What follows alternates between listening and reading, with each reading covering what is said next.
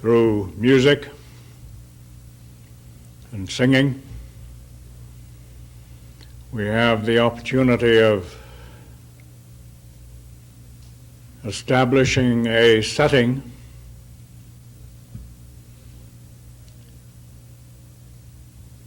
within which we may participate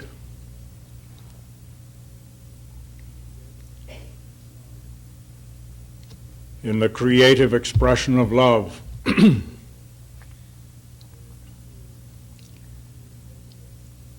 This is true radiation.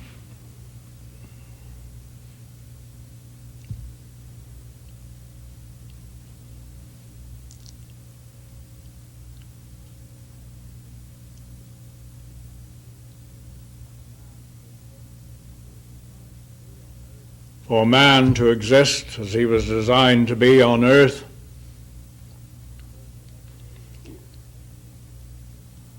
there first had to be the creation of a setting for man to be restored so that he may be once more on earth. There must be the recreation of a setting.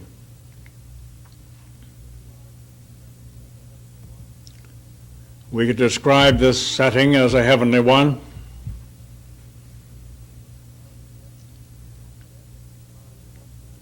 Without as yet comprehending entirely what that might mean.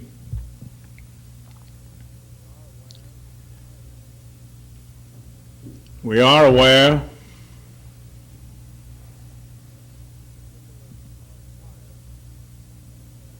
of the symbolism of fire as representing love.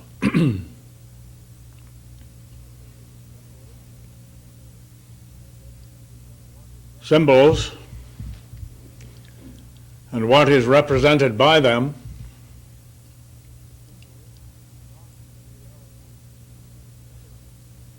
are not in reality separate.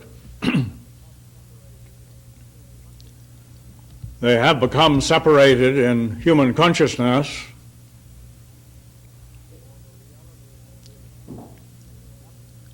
for the reality has been absent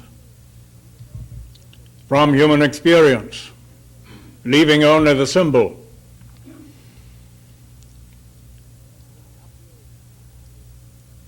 The absence of the reality has caused the symbol to be a distorted one in the consciousness of human beings. It is distorted because the reality is not known, and so the symbol is seen as representing something imaginary.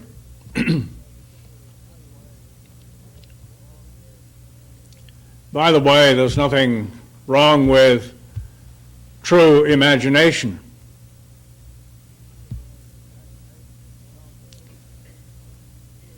Imagination has become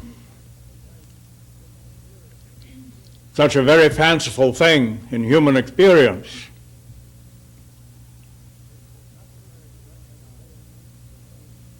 that it is necessary to recognize the nature of what it has become. There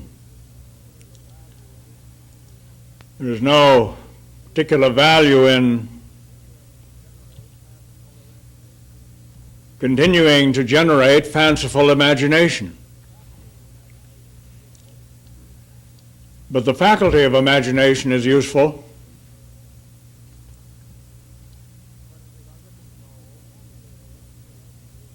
when it is under control and permits the emergence of the true design. This cannot happen without imagination. We could call it creative imagination.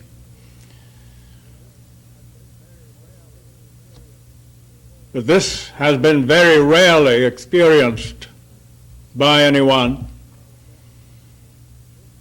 Perhaps there have been hints now and again over the ages. But we come again to the point where there is the necessity of the reactivation of creative imagination.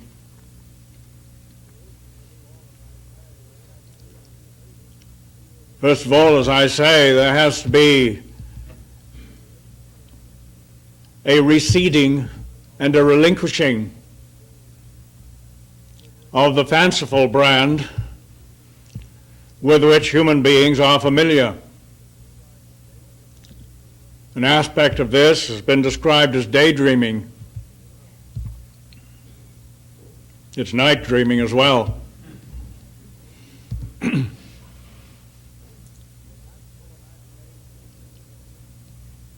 So fanciful imagination, indulged in by unregenerate human consciousness, necessarily must pass away. However, this is not to say that imagination must pass away. This is the case with respect to so much of human experience.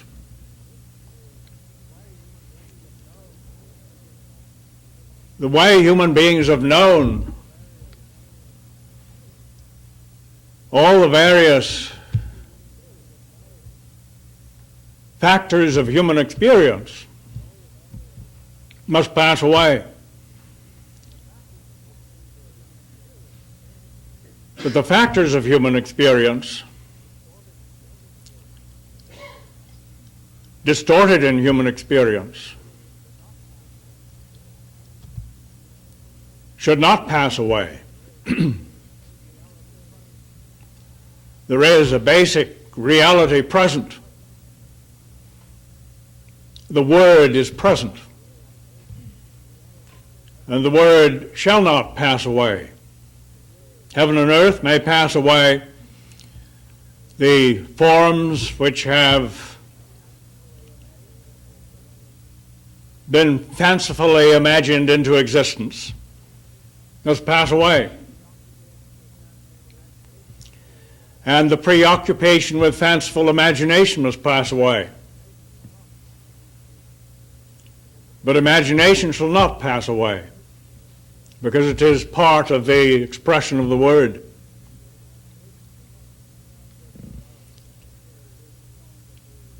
We could no doubt consider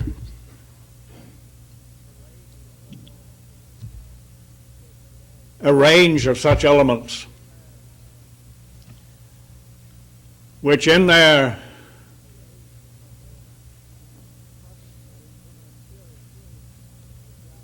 presence within human experience must pass away. But the elements themselves do not pass away.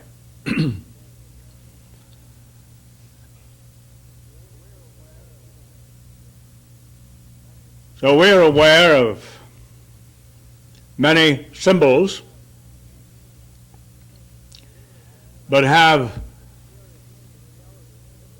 rather a limited experience of the reality which is symbolized by these symbols. When we know the reality, we find that it is one with the symbol. Or perhaps, to put it the other way around, the symbol is one with the reality.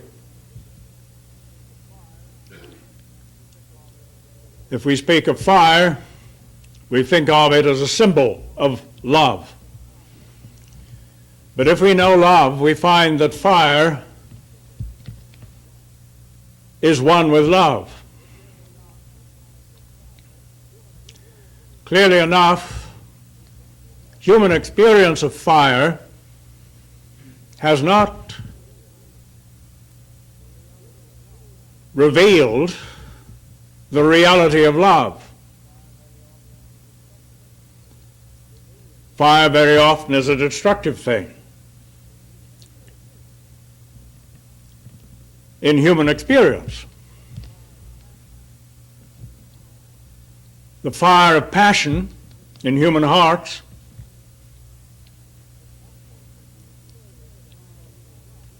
has not been the experience of the reality of love. There is indeed passionate hate, isn't there?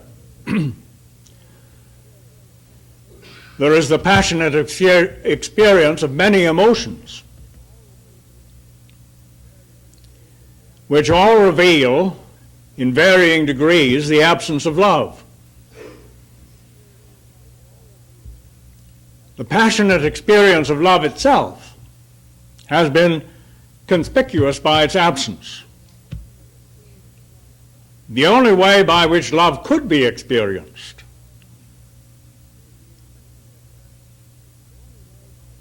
in the intensity of passion is by reason of the presence of truth.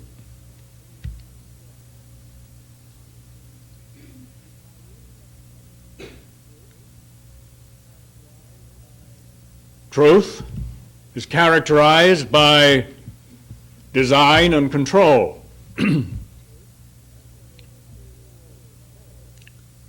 Unless there is spiritual control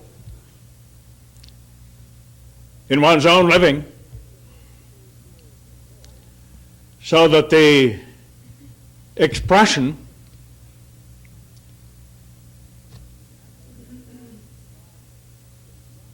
is actually a part of the design,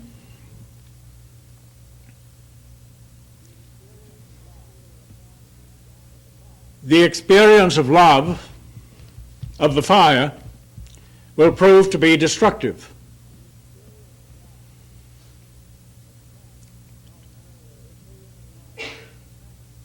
It's not a matter of intensifying human passions, is it? They seem to be intensified enough. And they produce a great deal of destructiveness.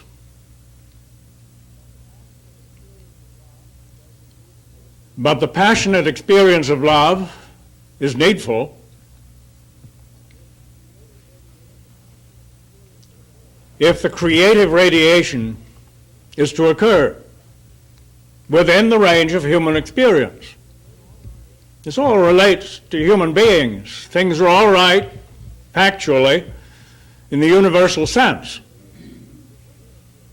It's just out of kilter in human experience. This is the only little blemish that is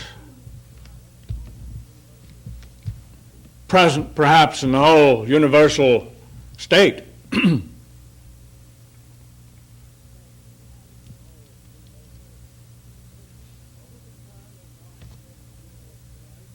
So the concern is not to set the universe to rights or make sense out of it or something or other. There have been those who have been so arrogant in their intellects as to suppose that because of the discoveries that human beings make, they are at last making sense out of the universe. Of course, the universe has sense already. The human beings are so dumb and ignorant and blind that they don't know it.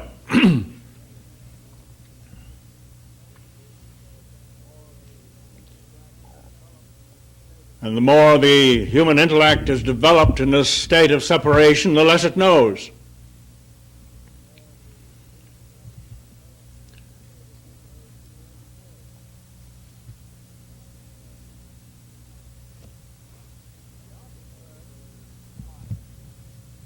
We are concerned with fire as it truly is. The reality of fire cannot be known until love is known.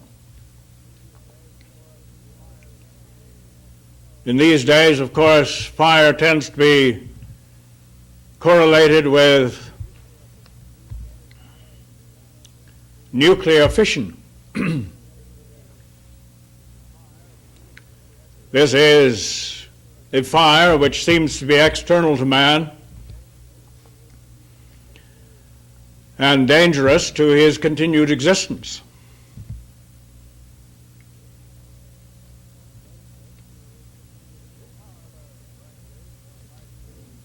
There is, however, rightly what might be referred to as an internal fire,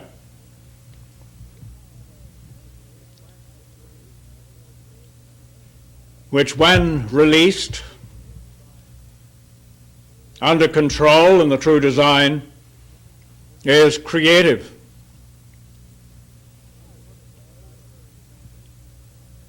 We might look at this matter of internal and external fire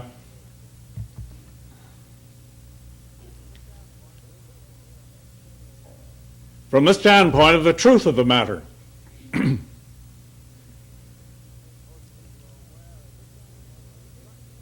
Most people are aware of the potential of destructiveness, but that's not based on the truth of the matter. It's based in a distortion in human consciousness. We might examine something of the truth of the matter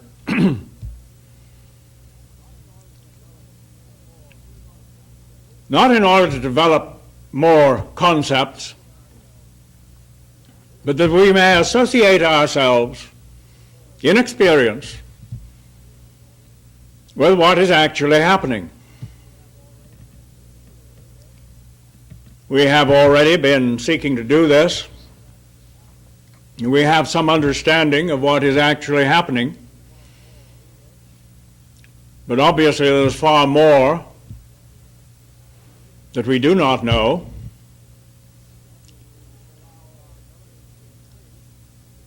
We would allow our knowing to increase, recognizing that such knowing is consequent upon doing. It isn't consequent upon theorizing.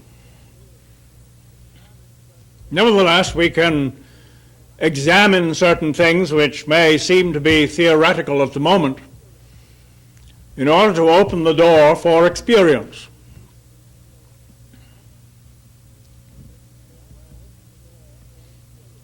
I was interested when Alan mentioned last evening something with respect to the fire that is at the core of the earth. This is a factor that is seldom considered. We creep around on the crust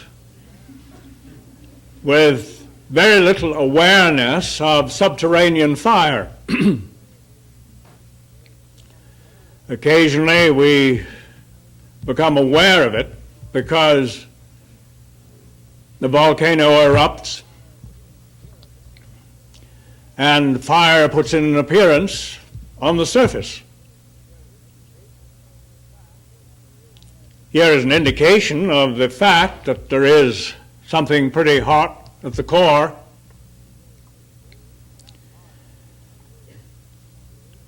That fire is a symbol of love. Therefore, love is present at the core of the earth.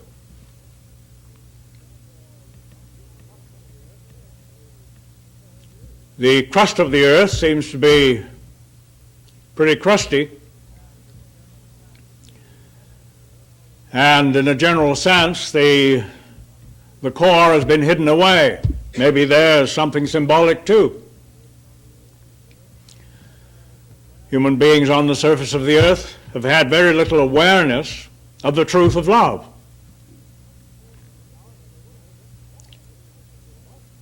However, they wouldn't exist at all if it wasn't for the truth of love.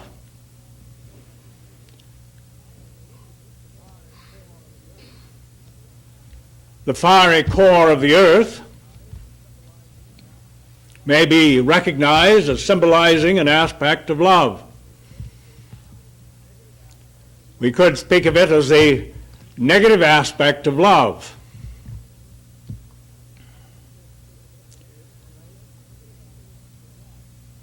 This relates to the working of the Spirit of God subconsciously. Probably we would say through the heart.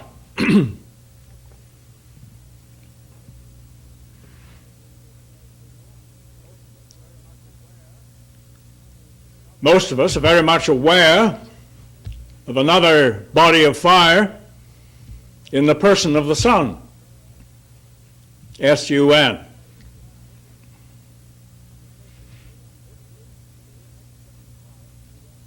This seems to be an external fire.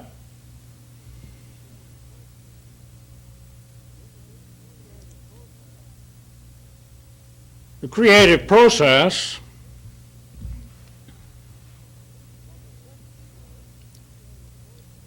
on the surface of the earth is consequent upon the fire in the heavens, the sun, and the fire in the core of the earth. The fire in the sun is a positive aspect. The fire in the earth is a negative aspect. These two meet in the vicinity of the surface of the earth. Creation consequently occurs.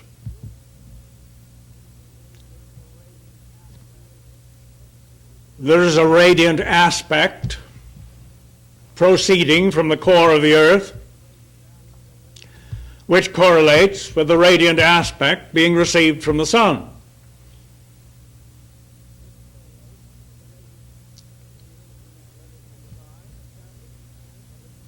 Here is the design established under control by which life appears. Human beings with their great intellect have been trying to figure out how life appeared on Earth. They came up with a number of rather fanciful theories. Most recent one is that it came drifting in out of space, little packages of life, and started to evolve on Earth. There's no need for anything to drift in from space.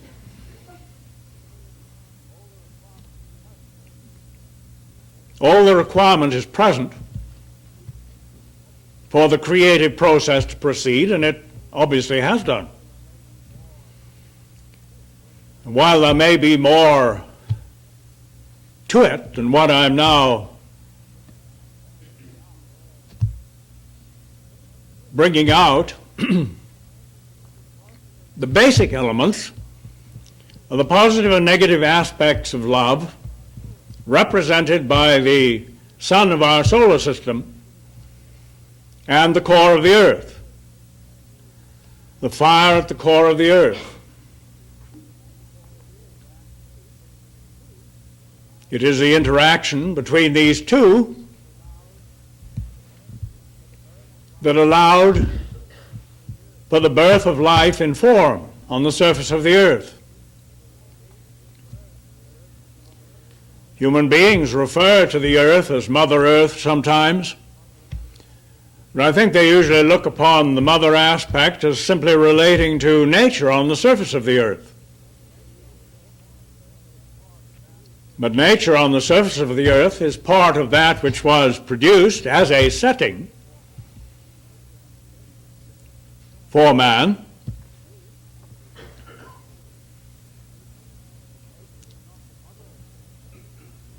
Nature is not the mother of things, but the progeny of things. The mother could be said to be the love aspect symbolized by the fiery core of the earth. And out of the earth, centered in the fiery core, in conjunction with the sun of the solar system, life was conceived. and life was born into form. Initially, to provide a setting for man. Here we are, anyway. Now we know the condition in which we find ourselves.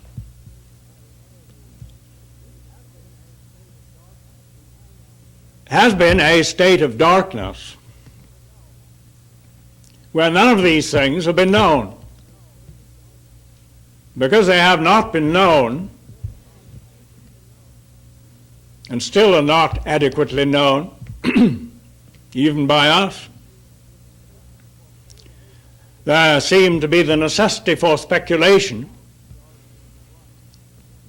about the origins of life.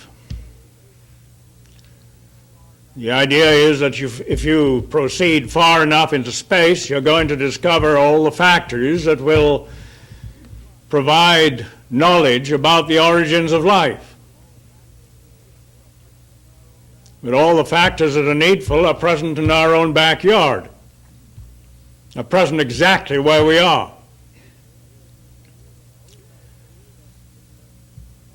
We may see that in this symbol of the sun and the earth, there is more to it than that, because there is a solar system, we call it, with other planets and comets, electromagnetic fields, etc. Considerably more radiation from the sun than is used in the design established for the earth.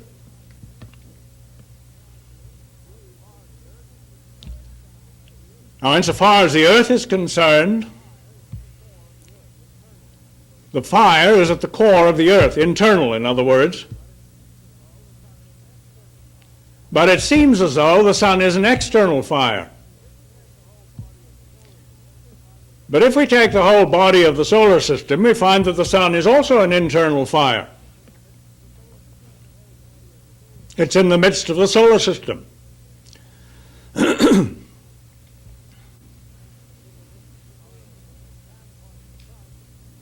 However, from the standpoint of the sun, there is another seeming external fire. I suppose we would probably identify this at the core of the galaxy. But that fire at the core of the galaxy is internal to the galaxy. And one can proceed in this fashion in the observation of internal fire and what seems to be external fire, which turns into internal fire.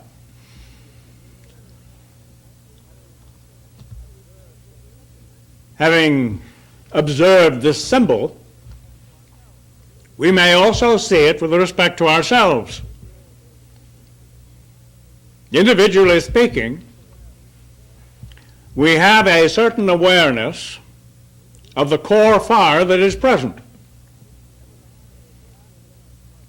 The evidence of the fact that it is present is life itself. We have spoken of this core fire utilizing various terms.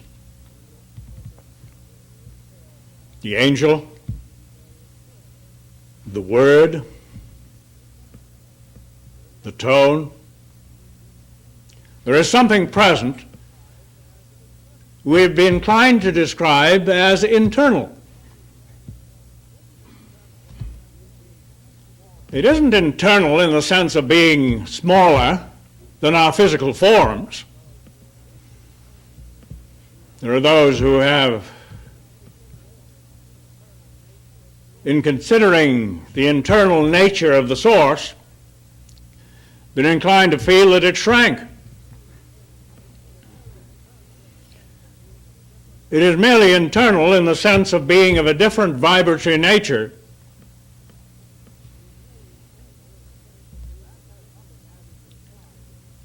But that says nothing as to its size.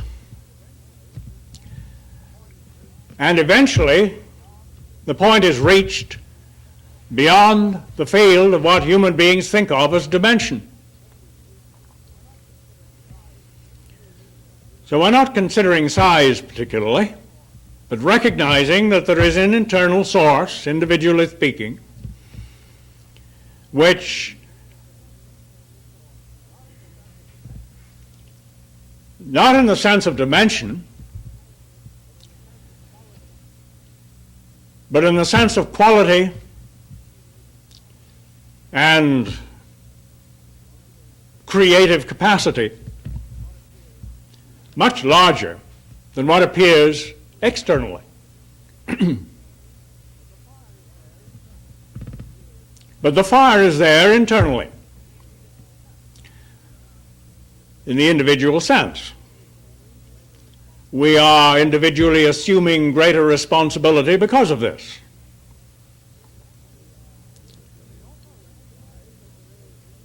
But we also recognize that there is a larger body than our individual bodies.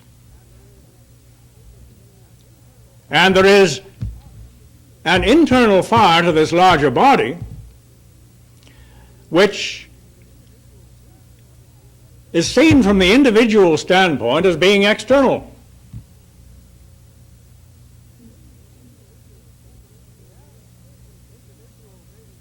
But as individual vision begins to encompass the true picture, there is an awareness that the core fire in that body is internal to that body. Now, the core fire of that body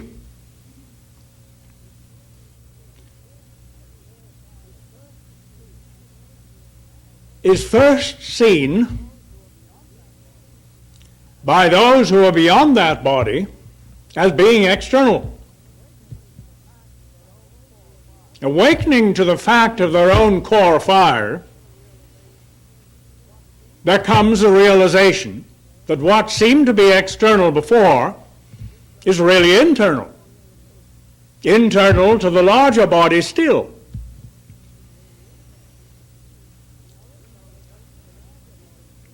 Now, there is no necessity to be confused by all this. It is clear enough if one stops the fiddling of the human mind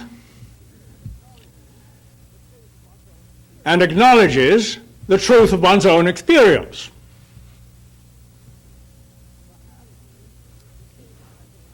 Perhaps in times past, you have seen me as the external fire, the core focus of what we deem to be our body. But then, as the body begins to be an experienced reality, that external fire no longer is seen as being external, but is experienced as being internal, internal to the body. Now, all this pattern, design of relatedness reveals the reality of oneness, because it's not restricted merely to human experience. All these things can be extended as far as you wish into the cosmic whole. But here is the design, isn't it? The basic fundamental design. And it is the fact of the incarnation of spirit in that design that maintains the control. For spirit incarnates in the whole design.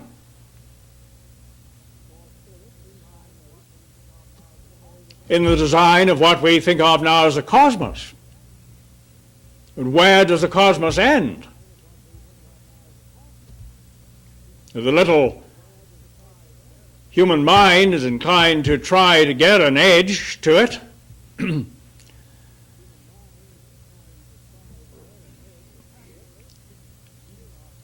But factually, we do not need to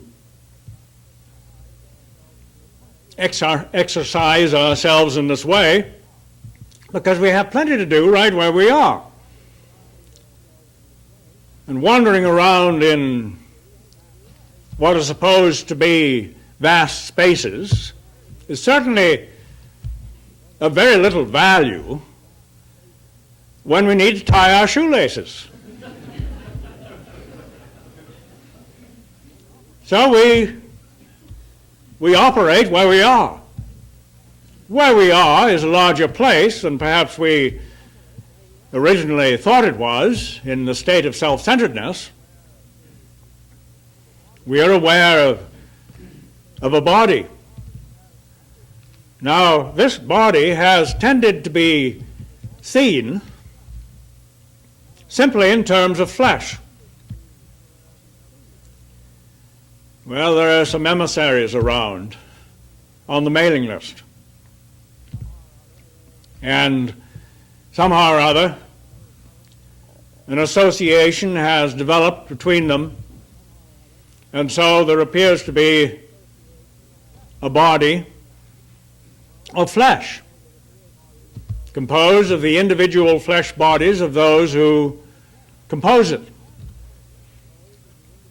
But that is a very limited, restricted view of things. It's a peripheral view of things, because there could be no body of flesh if it was not for the fact of a body of spirit.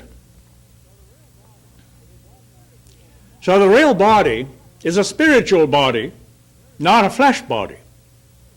Here is the reality. When that reality is experienced, then the flesh body is included. But to try to get the flesh body into that experience is impossible. One must experience the spiritual reality. To the extent that we have done this, we have become aware of the reality of a flesh body. But let us not, in our own consciousness, emphasize the fact of the flesh body into a position of dominance. It only exists, this collective flesh body, and our own individual bodies for that matter, because of the fiery core, because of spirit. And so we experience the reality of this body in spirit. If we do not experience it in spirit, we can never experience it in the flesh. We may have a conceptual view of something in the flesh, which has been largely the case with many.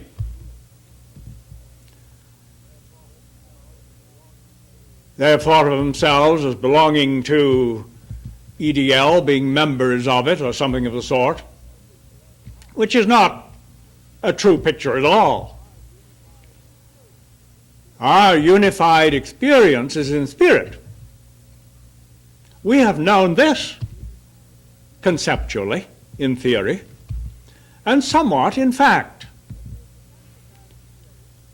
But the extent of that experience needs obviously to expand. If it is to expand, there must be a greater experience of the fire. That is the core reality. That is what is experienced in spirit. That experience includes passion at all levels in a fitting way. Is made to be a fitting way because of the truth, the design and the control of truth. As was pointed out by Ellen yesterday evening, there is a distinction in the expression of love.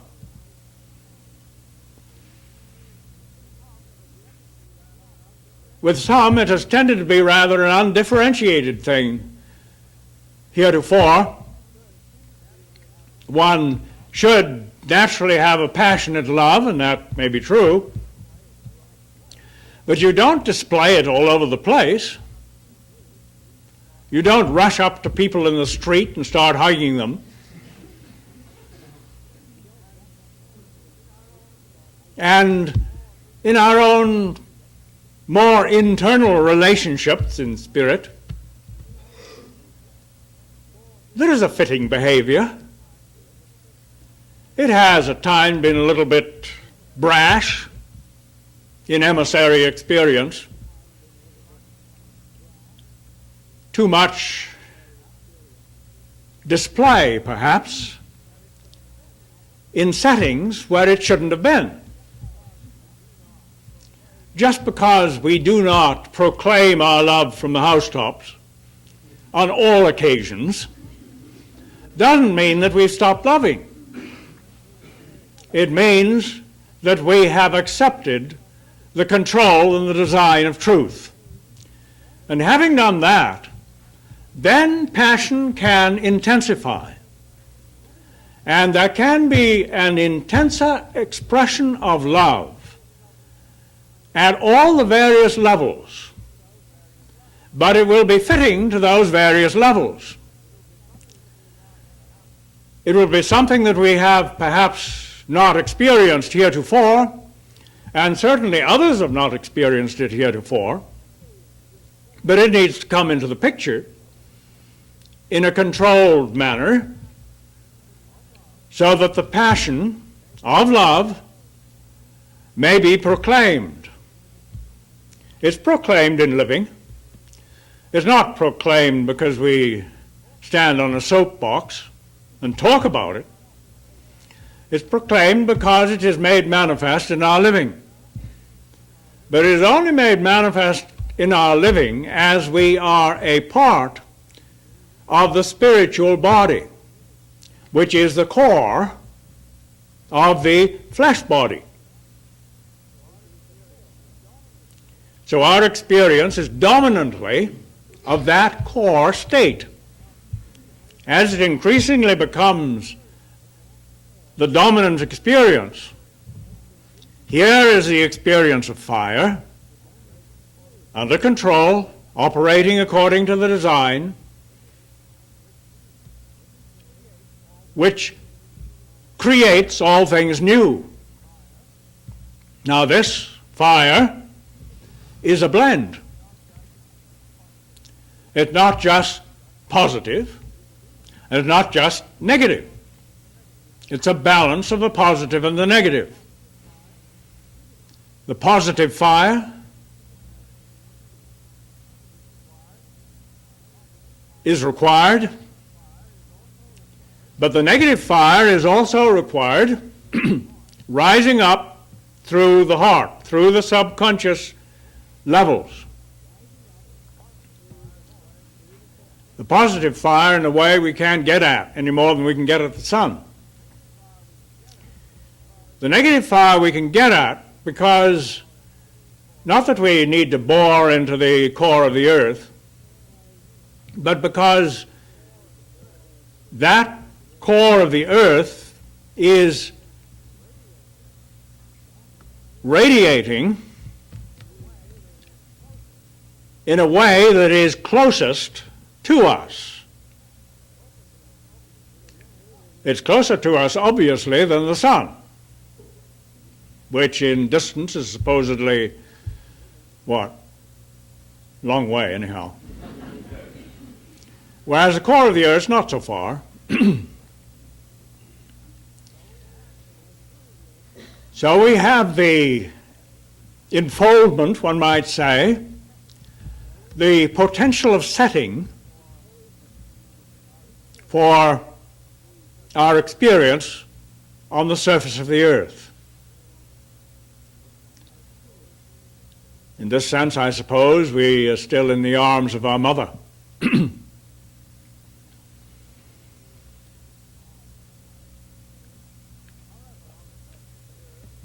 However, on the surface of the earth, we find ourselves at the point of union between what is rising up from the core of the earth and what is coming down from the sun. Here is the crossover point, we might say. Here is the point of life. Here is the point where man may be. Here is the point where man was created to be. The setting is there, yes, but it was to provide the external essentials by which he might live and move and have his being on the surface of the earth. Here is the progeny of the union of the earth and the sun. Mother and father, man, the son, the progeny, the child.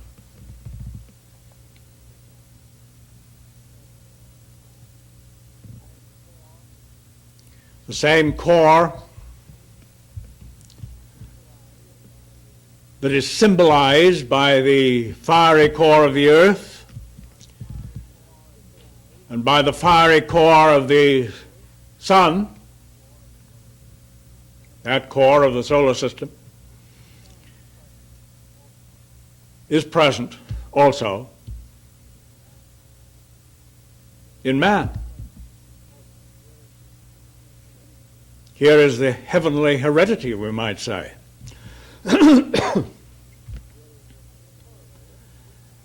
And it correlates in man with the larger picture, or what we think of at least as the larger picture, the earth and the sun.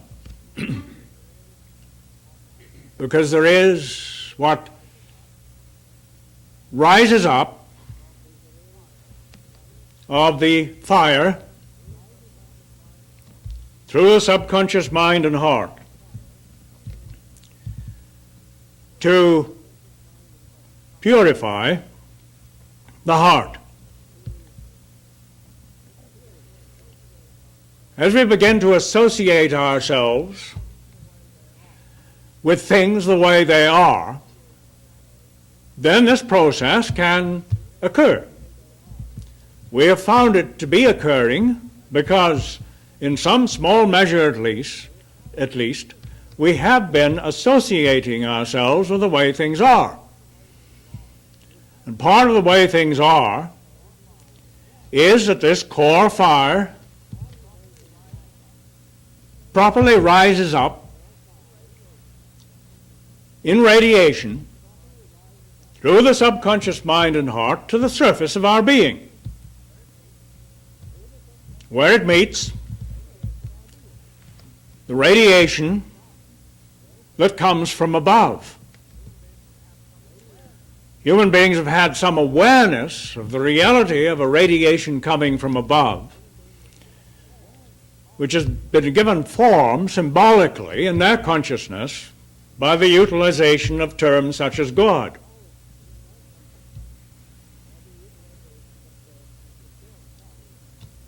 We see the sun of our solar system, and there's been some investigation as to what's supposed to be there, scientifically speaking. But no one really knows what the sun is, what's going on there, any more than anyone knows God in the present state of human being. Just a theory, just a concept, something to believe in perhaps, or not to believe in, as the case may be. I suppose if one lived one's life in a mine below the surface of the earth, you might deny the fact the sun exists.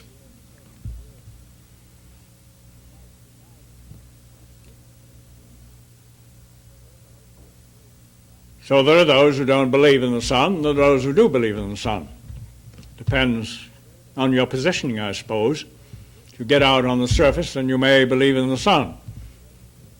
If you live subterraneously, as most people do in the subconscious levels, then you tend to deny the sun.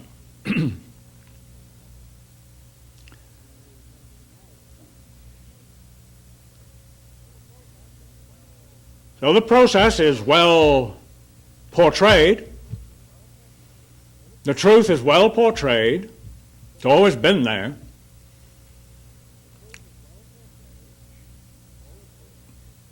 Understandable up to a point at least. There has been a certain willingness to let Spirit penetrate our own minds and hearts to the extent that we can let some doors and windows be opened to see these things and to see how they correlate with our own experience. And there are certain aspects of this that we know because we have the experience. But obviously, whatever passion we now know, whatever love we now know, appearing in what we think of as friendship, perhaps one aspect of it at least, is our experience. You know that. We may still at times try to deny it, but when we are honest, we know it. We need to be honest, by the way, so that we function on the basis of our knowing and not on the basis of the peculiar compulsions that still rise up out of the subconscious mind and heart, which is not yet pure. But as shame dissolves, fear dissolves, because this rising up of the fire in our own hearts has its effect, then the heart becomes pure. Blessed are the pure in heart, for they shall see God. It is impossible to be aware of the reality of God, to know God, without a pure heart. Because what is rising up through the heart of the fire meets at the surface of the conscious mind, where the conscious mind is. What is coming down from above? Now that, as I say, appears to be external. It's external to oneself as an individual, but it's not external to oneself as a part of the spiritual body which is becoming known. Now, there is much upon which we may meditate in order to permit a greater experience in our knowing. But what I have portrayed here, symbolically speaking, is factually one with the truth, one with spirit. There's no distinction between the symbol and what is the reality that is thereby symbolized. We may share in that, in our own experience, in our own living, allowing the core fire to rise up through our hearts, and we have some awareness of the shining of the sun already, of the brightness external to ourselves. In this particular setting, perhaps I provide a symbol of that external brightness. But if the fire is rising up in you, then it meets that external brightness, and we all discover what that means at the surface. The surface is what we know consciously. We share a conscious understanding. Here is the blending point. Perhaps it's better known as a blending point now than a crossover point.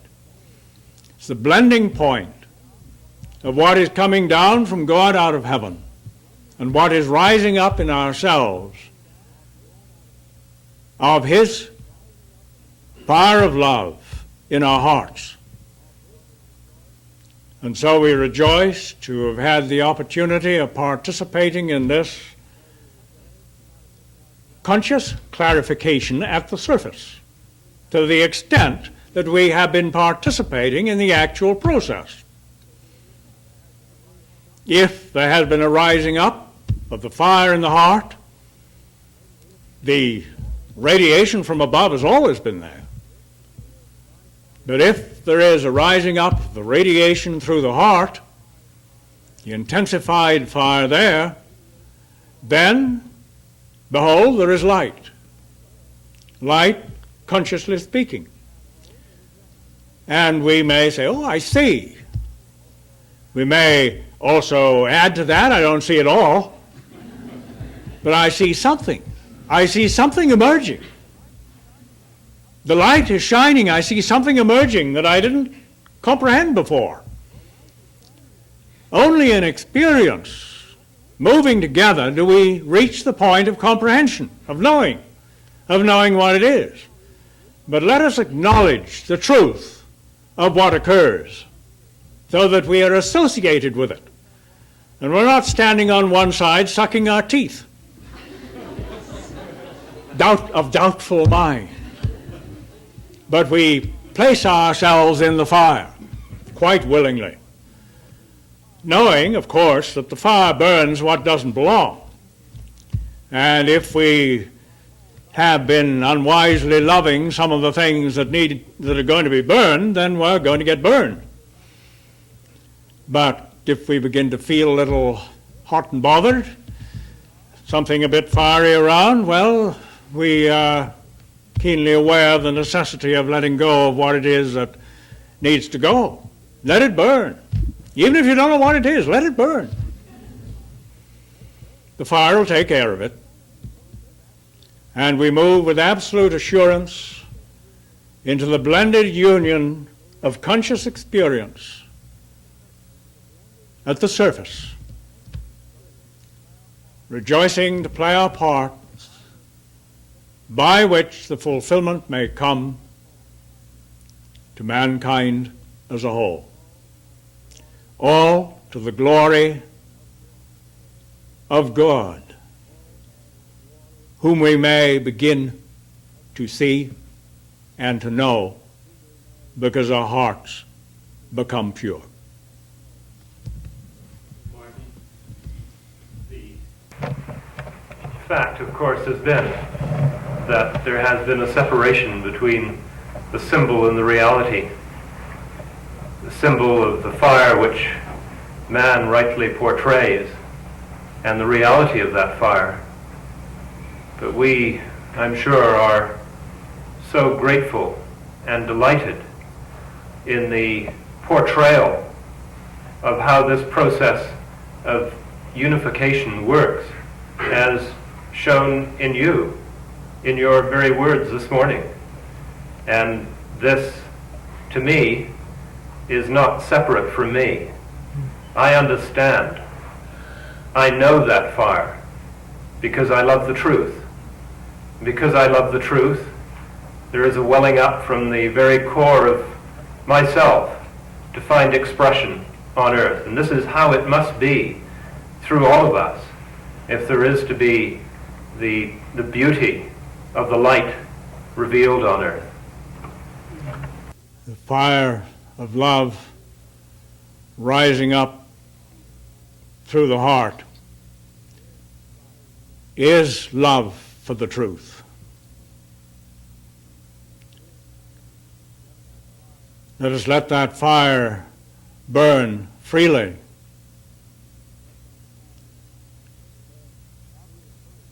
Love for the truth consequently allows as the heart is purified for a conscious knowing of the truth.